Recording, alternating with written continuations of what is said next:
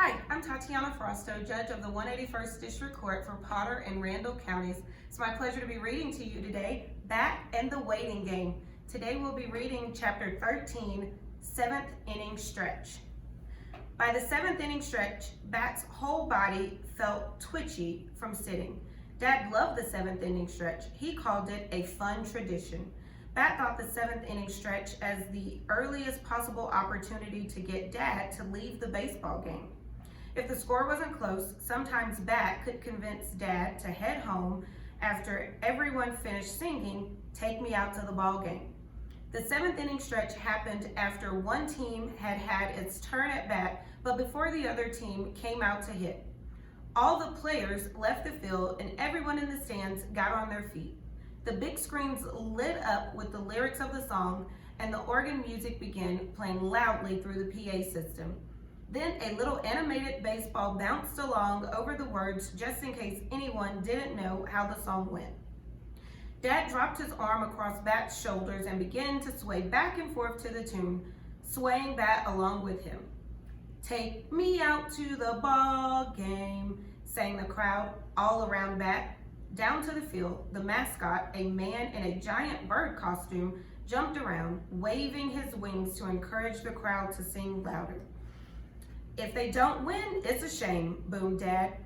Bat folded his arms across his chest and wished he had his earmuffs.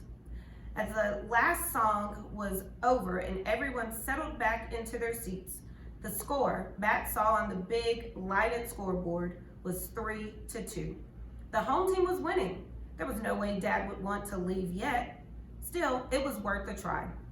"If we go now, we could beat the traffic out of the parking lot," Bat said. "And miss the end? No way," Dad said. "Hey, do you want another hot dog?"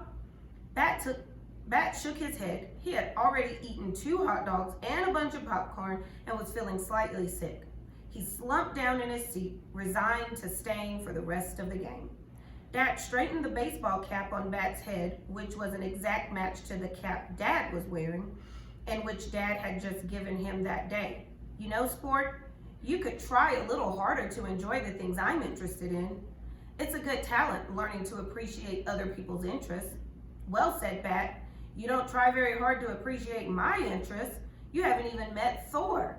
He's the most interesting thing in my life." Dad didn't say anything for a while. The teams jogged back onto the field and took their positions. The fielding team threw the ball around to warm up, and then the batter came to home plate, and the game started up again. Just when Bat thought that maybe Dad hadn't heard him at all, he said, "You know, sport, you're right. I should have met that little fellow by now. I'm sorry it's taken me so long, but I'll tell you what. You let me tell you a few things about baseball and try your best to enjoy the rest of this game, and then tomorrow when I drop you off with your mom, I'll spend some time together with Thor. How does that sound?" Bat smiled. It sounded good. "Okay, Dad," said as they settled back into their seats with a final visit to the concession stand. Though Bat had no more room for hot dogs, he found he could make a little space for cotton candy.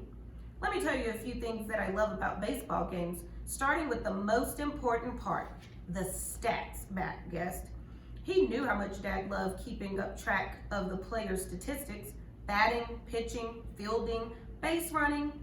Dad had a whole stack of notebooks that he kept in the top drawer of his desk, dedicated to keeping track of statistics. "The stats are pretty great," Dad said, "but it's not the stats that I like best." "Is it the hats?" Bat asked. Dad had a shelf in his closet where he kept his collection of baseball caps. He liked to wear the cap of whatever team he was cheering for, whether he was at the game or watching it on TV. "It's not the hats," Dad said. "The food?" "Nope." "The crowds?" "No." "The mascots?" Dad laughed. "It's not the mascots." "I give up," Bat said. "What's your favorite thing about baseball?" "It's this," Dad said, relaxing in his seat and putting his arm around Bat's shoulders again. "This right here. Sitting next to someone I love, having a snack and something to drink, enjoying the outside air together, spending time together, being with you."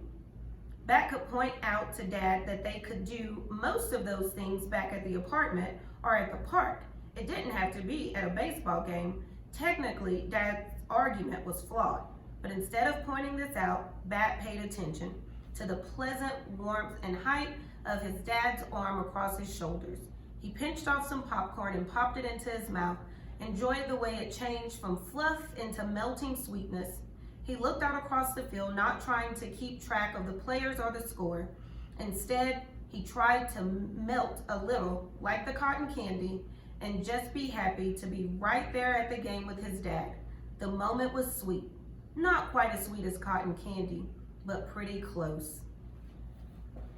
As we finish this chapter, boys and girls, think about something that is important to you that you really enjoy doing, and maybe you can tell your parents and you can spend some time together doing that thing. Until next time, see you later.